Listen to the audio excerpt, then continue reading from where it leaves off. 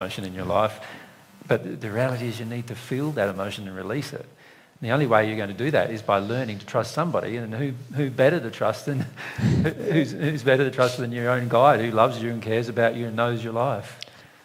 So take the risk. Can you see even just taking the risk is going to bring up a fair bit of grief for you? I don't believe I can. You don't believe you can? Now this is where anger takes over. Yeah. See, we don't realise that many of our statements are born in anger. So when you say, I don't believe I can trust, really what your soul is screaming out at the time is, how dare you ask me to trust somebody? Don't you realise what's happened to me in the past when I trusted somebody? Every time I've trusted somebody, somebody's hurt me. That's the place that you're actually in, that rage. The key is to feel that, and then you'll start feeling some of the grief under it, which is this terrible feeling of being hurt by people you have trusted in the past. So this idea that you can't do it is born out of a desire to not want to do it. And all of us need to understand this, that often our statements tell us a great deal about where our rage is. And if we listen to ourselves, we'd often be able to express ourselves more directly with regard to the rage we feel, and therefore quickly connect with the emotion. Last night we had a discussion with a group of people, and I was talking about mothers and how badly their mothers had treated them. And it was quite a confronting discussion because for everybody present, most of them had mothers that had treated them quite badly. And in fact, there was quite a lot of feeling in the room that I was wrong in saying these things about their mothers. And yet, I was just expressing the rage that each of the women that I was speaking with have towards their mothers because of how their mothers had treated them. And we often are totally in refusal to even connect with the rage that we feel about how we've been treated. Yeah. So go with that, I don't want to trust anybody feeling that you have, and allow yourself to feel that more fully. Yeah. Thank you. There was a lady out the back that we... just here was the... About a different subject altogether. Blame and responsibility. Yeah.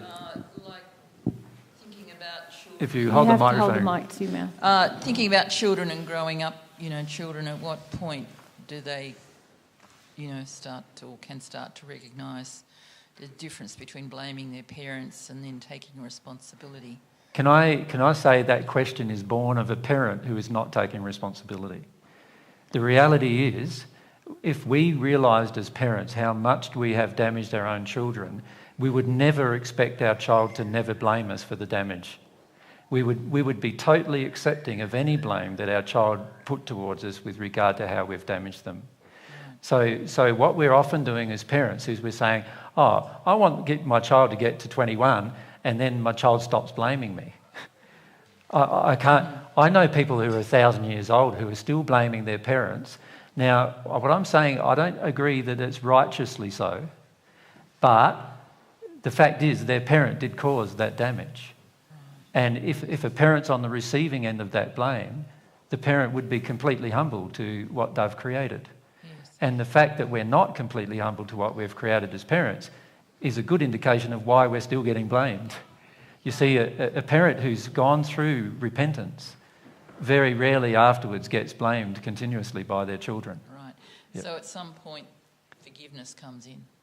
At some point, repentance of the parent comes in. Right. And then when the parent has felt repentance, there's a higher likelihood that they will receive forgiveness from their child.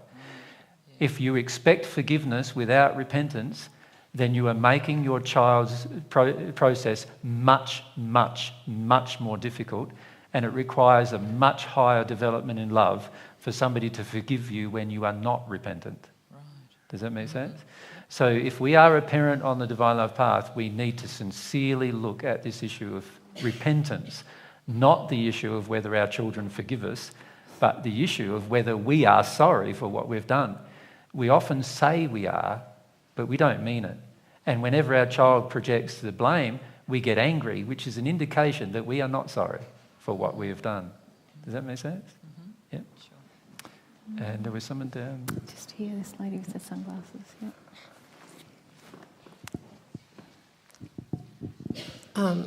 I have a question, but I just wanted to point out first that behind you the wall press is made by Humble and Sons. Yeah, funny That's name. lovely. So all our interactions with the spirits who are not celestial spirits but lower ones are basically the same. Are they basically the same? Our blame and our errors in our interactions with those spirits are basically exactly the same as we do with each other in body on the earth. In what way are you referring to? Well, if someone's angry with us, we react in anger, for example. Mm-hmm. Is there a difference between that interaction with a person in body and the same?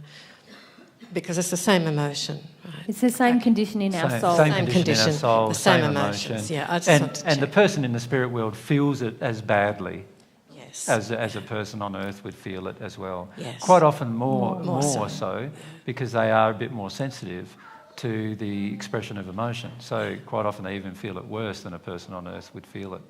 Yeah. I'm sorry I got so Thanks. hung up on the Humble and Son. Because Mr. Humble's son must be very humble. Yeah, Just, because he's the son of Humble. he's the son of Humble. Anyway. But yeah, you're right about the... We've got to stop seeing spirits as entities other than just people. You know, we've got to stop this process of sort of thinking that for some reason a spirit feeling it must be different than how we feel it. And also placing, a spirit said it, therefore it's gospel, or, that person's spirit influence. There's so much, Yeah. We've got to start just treating them as people. And just like any other people we meet, sometimes they have pure emotion, sometimes they don't. Sometimes, and it depends on their development as to how much pure emotion they have. And sometimes they have dark feelings towards us, and sometimes they'd like to kill us, and sometimes they don't. And sometimes they have very much brighter opinions of us. And the reality is, sometimes we have quite the same things with them. And we need to understand that they are just people like we are, and therefore just as sensitive, and sometimes far more sensitive to our own emotions as we are to other people's emotions. So if we have that kind of rapport with them, we won't be going, and this is what I love about our celestial friends when they come and speak, they're always going, our lovely brothers and sisters that are in the hells, and notice that even just the whole idea of calling a spirit who's in the hells your brother is in itself an equalisation and a statement of humility, because they are our brothers or sisters. And our lovely brothers and sisters in the hells, we need to have just as much compassion for as we have for ourselves and as we need to have for each other. Unfortunately for many of us still, we are still having a lot of personalities inside of, even in an auditorium this large of people who meet with each other regularly, we get annoyed with each other and frustrated with each other, and very few of us are self-reflective yet. Because the reality is, if we were self-reflective, we wouldn't be annoyed and we wouldn't be frustrated. We'd go, oh, there's another lovely brother and sister just opening that little hole in me so that I can see, wow, I have that anger still, or I have this situation still, or I have that situation still. And instead of going, you did this to me and you did that to me, and instead of doing that, we'd be going, what's inside of me? We'd be far more self-reflective. And one of the things I like about Mary's book group is that the books that Afra penned through Robert James Lee's are all about self-reflection. And that's what's lovely about them. And it's something that we all need if we're going to improve in our mediumship skills. We need to have a lot more self-reflection. If we have self-reflection, we're capable of love. If we have no self-reflection, we're just going to point the finger at everybody else all the time and not examine ourselves anymore. Yeah? Sometimes I feel we get angrier at the spirits because we feel we can't get away from them. Like if say Cecily gets angry at me, I can go away. Yep. But sometimes, the spirit can be there all the time, and Yeah, that's where we feel but the Spirit's going, yeah, you make me be here all the time. What's wrong with you? Why can't you let me go? But that's where I feel we get caught up in it, isn't it? That Totally. we feel we can't get away. But that's right, and that's good. Because with Cecily, you can say, oh, it's Cecily, so I'm going to leave her. Or you can even say, oh, I need space from Cecily to deal with the emotion. But the reality is you're not going to deal with the emotion until you submit humbly to the grief that's caused the attraction. And this is where I feel many people are still they're not able to be soft. Do you understand what I mean by that? It's like when you get attacked by another person, what is your general response? Is it softness? No. It's not softness even to the attack. It's like, wow, I'm just getting attacked. Wow. Like, it's not even that. It's like, how dare you attack me? This is wrong. What are you doing to me? And the beauty with our spirit interactions, and this is what I love about spirit interactions, is you cannot avoid them by stepping away from them physically. And this is a wonderful thing. Because if we could, we would be far less conscious of what we're creating. Yeah. I agree, though.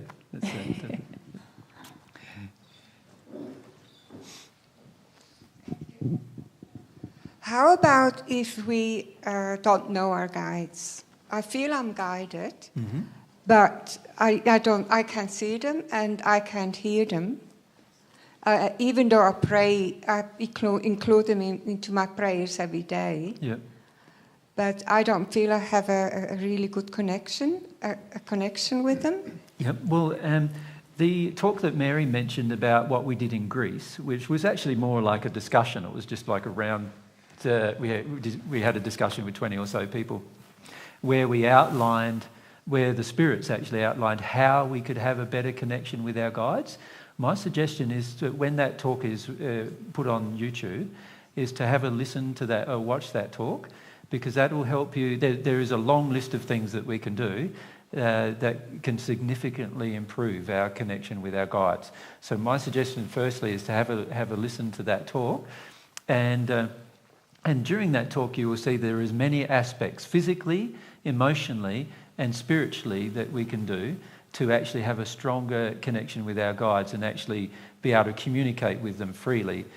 All of your guides do wish to communicate with you. So the only reason why a communication is not happening is something to do with ourselves.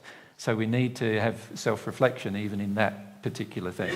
So many of us feel like, I desperately want my guide to talk with me, but there must be something blocking it if it's not happening. And it has to be within ourselves, because our guide does want the communication. So what I would be doing is having a look at that presentation when it comes out, and when Mary says she's going to type up some of that information as well, when she gets around to doing that, have a look at some of that information and ask yourself how you can actually help your guide connect with you more strongly. Yeah. Thank you. Yeah. I was just giggling because both of us go, we do this action, I'll type it, she'll type it. Which I haven't sat in front of you. The reason why the website hasn't been updated for 4 months is because I'm not that keen on typing lately. But anyway, that's an issue we'll have to address. So we'd like to thank you for your time again today, and please stick around though if you'd like to stick around and have a bit of a sing. What we'll do firstly though is Fab's got a few songs prepared that we'd love to hear him sing, and feel free to move about a bit if that's what you want to do, if Fab's okay with that. So it's not like you have to stay captive to Fab's presentation. And then while Fab's doing that, we'll be finalising the setup of some of the karaoke. And we'll start the karaoke off for anybody who'd like to share in that process. Yep. And Thanks, I don't know how everyone. long that will go, so we'll just see how long that goes. Yeah. Thanks, guys. And thanks to Peter and Mary too.